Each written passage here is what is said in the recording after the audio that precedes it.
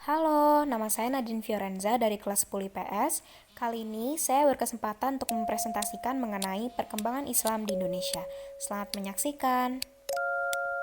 Bahasan saya yang pertama adalah mengenai 3 peninggalan Islam di Indonesia yang masih ada hingga kini. Saya akan mulai dari Masjid Agung Demak. Masjid Agung Demak merupakan salah satu masjid tertua di Indonesia dan termasuk peninggalan pada kerajaan Islam di Indonesia. Pendiri masjid ini adalah Raden Patah dari Kerajaan Demak. Masjid ini terletak di Desa Kauman, Desa Bintoro, Kabupaten Demak, wilayah Provinsi Jawa Tengah. Masjid Demak dianggap oleh penduduk setempat sebagai tempat pertemuan bagi orang-orang suci yang menyebarkan Islam di Pulau Jawa, yang dikenal sebagai Wali Songo. Selanjutnya adalah Masjid Ampel. Masjid Ampel merupakan sebuah bangunan masjid yang tua di Desa Ampel, Kota Surabaya, Kecamatan Semampir, Provinsi Jawa Timur. Masjid ini merupakan masjid yang dibuat oleh Sunan Ampel. Di dekat masjid terdapat sebuah komplek pemakaman, yaitu komplek pemakaman Sunan Ampel sendiri. Masjid ini sekarang menjadi objek wisata religius di Kota Surabaya. Masjid ini dikelilingi oleh bangunan dengan arsitektur Cina dan Arab yang sangat menarik. Di sebelah kiri halaman masjid terdapat air mancur yang diyakini oleh penduduk setempat bisa membuat orang beruntung. Yang ketiga ada Grebek Besar Demak. Grebek Besar Demak merupakan suatu acara budaya jenis tradisional yang besar dari Kesultanan Demak. Grebek Besar Demak ini sebagai salah satu warisan dari kerajaan Islam di Indonesia, yaitu Kerajaan Demak. Tradisi Grebek Besar Demak berlangsung setiap tahun pada Dzul Hijjah ke-10 selama Idul Adha. Bahasan selanjutnya adalah mengenai teori masuknya Islam ke Nusantara. Saya akan mulai dari teori Gujarat. Teori yang didukung oleh Hurgronje, Sutterheim, dan Fleke ini menyatakan bahwa Islam masuk ke Nusantara dibawa oleh para pedagang Islam dari Gujarat, India, sekitar abad ke-13. Bukti yang mendukung adalah batu nisan Sultan Malik Al-Saleh yang bercorak Gujarat dan tulisan Marco Polo dari Venesia yang dikatakan pernah singgah di Perlak dan mendapati banyak penduduk Muslim karena pengaruh pedagang India. Yang selanjutnya adalah teori Mekah. Teori yang didukung oleh Buya Hamka dan Van Leer ini menyatakan bahwa Islam masuk ke Nusantara dibawa oleh para pedagang Arab sebelum abad ke-13. Buktinya adalah terdapat pemukiman Islam tahun 674 di Baros, pantai sebelah barat Sumatera. Kemudian, adanya makam seorang wanita di Gersik yang tertulis atas nama Fatimah binti Maimun yang tertanggal pada tahun 1082. Teori yang selanjutnya adalah teori Persia. Teori yang didukung oleh Hussein Jajadiningrat ini menyatakan bahwa Islam masuk ke Nusantara dibawa oleh orang-orang Persia sekitar abad ke-13. Buktinya adalah adanya upacara tabot atau tabuik di Sumatera Barat setiap tanggal 10 Muharram atau 1 Asyura. Upacara tersebut juga merupakan ritual tahunan di Persia. Kemudian, adanya kesamaan antara ajaran Sufi Sheikh Siti Jenar dan Sufi Iran beraliran Al-Halaj. Teori yang terakhir adalah teori Cina. Teori Cina ini didukung oleh Slamet Mulyana dan Sumanto Al-Qurtubi. Mereka berpendapat bahwa sebenarnya kebudayaan Islam masuk ke Nusantara melalui perantara masyarakat Muslim Cina. Teori ini berpendapat bahwa migrasi masyarakat Muslim Cina dari Kanton ke Nusantara, khususnya ke Palembang pada abad ke-9, menjadi awal mula masuknya budaya Islam ke Nusantara. Hal ini dikuatkan dengan adanya bukti bahwa Raden Patah dari Kerajaan Demak adalah keturunan Cina. Kemudian ada juga bukti bahwa penulisan gelar-gelar Raja Demak pada saat itu digunakan dengan istilah Cina.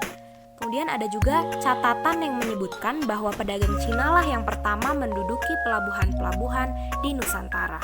Bahasan selanjutnya adalah jalur-jalur penyebaran Islam. Jalur yang pertama adalah jalur perdagangan. Jalur perdagangan merupakan metode paling pertama dan utama dalam penyebaran Islam.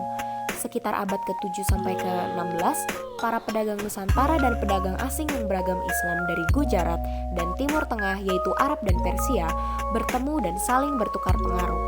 Sebagian dari pedagang asing ini tinggal di wilayah dekat pantai yang disebut Pekojan. Lama-lama, jumlah mereka semakin banyak, begitu juga pengaruh Islam di tempat tinggal mereka. Jalur yang selanjutnya adalah jalur perkawinan. Para pedagang dan juga keluarganya menikah dengan perempuan-perempuan pribumi, putra atau putri para bangsawan atau adipati, dan bahkan dengan anggota keluarga kerajaan. Hal ini berdampak positif terhadap perkembangan Islam. Hal ini karena pedagang atau ulama itu mensyaratkan perempuan idamannya untuk mengucapkan kalimat syahadat terlebih dahulu. Anak-anak hasil pernikahan itu pun cenderung mengikuti agama Islam, agama yang dianut orang tuanya. Yang selanjutnya adalah saluran dakwah. Penyebaran Islam tidak dapat dilepaskan dari peranan para wali. Ada 9 wali yang menyebarkan Islam dengan cara berdakwah yang disebut juga wali songo. Mereka dikenal telah memiliki ilmu serta penghayatan yang tinggi terhadap agama Islam. Mereka adalah Sunan Gersik, Sunan Gunung Jati, Sunan Ampel, Sunan Giri, Sunan Bonang, Sunan Kudus, Sunan Kalijaga, Sunan Muria, dan Sunan Derajat. Selanjutnya adalah saluran pendidikan. Perkembangan Islam yang semakin meluas mendorong munculnya para ulama dan mubalik. Para ulama dan mubalik menyebarkan Islam melalui pendidikan dengan mendirikan pondok-pondok pesantren di berbagai daerah. Di pondok pesantren, kaum muda atau santri dari berbagai daerah dan kalangan menimba pengetahuan tentang Islam. Mereka lalu kembali ke daerah asal dan menyebarkan ajaran-ajaran tentang Islam. Saluran ini sangat efektif untuk mempercepat dan memperluas penyebaran Islam hingga ke daerah-daerah yang terpencil. Yang berikutnya adalah saluran ajaran tasawuf. Tasawuf adalah ajaran ketuhanan yang telah bercampur dengan mistik atau hal-hal yang bersifat magis. Ahli-ahli tasawuf biasanya memiliki kekuatan magis dan keahlian dalam bidang pengobatan. Kata tasawuf sendiri sebenarnya berasal dari kata sufi, yang berarti kain wol yang terbuat dari bulu domba. Istilah ini muncul karena para ahli tasawuf biasanya memakai jubah yang terbuat dari wol. Ajaran tasawuf ini diperkirakan masuk ke Nusantara sekitar abad ke-13, tapi baru berkembang pesat sekitar abad ke-17. Terakhir adalah saluran kesenian. Agama Islam juga disebarkan melalui kesenian. Beberapa bentuknya telah disebutkan: wayang, gamelan, serta gending atau lagu-lagu yang berisi syair-syair nasihat dan dasar-dasar ajaran Islam. Kesenian yang telah berkembang sebelumnya tidak musnah, tapi diperkaya dengan seni Islam atau yang disebut biasanya akulturasi. Seni sastra juga berkembang pesat. Contohnya, banyak buku tentang tasawuf, hikayat, dan babat disadur ke dalam bahasa Melayu. Mengapa persebaran Islam diterima dengan mudah di Nusantara? Menurut saya, persebaran Islam bisa diterima dengan mudah di Nusantara karena metode penyebarannya yang cerdik dan mereka menggunakan cara yang tidak asing di mata masyarakat, seperti salah satu sunan yang menggunakan pertunjukan wayang yang diselipkan cerita Islam di dalamnya untuk memperkenalkan masyarakat mengenai cerita-cerita Islam. Yang kedua, juga karena Islam tidak menganut sistem kasta sehingga masyarakat bisa merasa nyaman tanpa harus memperhatikan derajat atau kasta. Sekian dari saya, terima kasih atas perhatiannya. Kiranya apa yang saya sampaikan bisa dipergunakan dengan baik untuk pembelajaran teman-teman. Sekali lagi, terima kasih.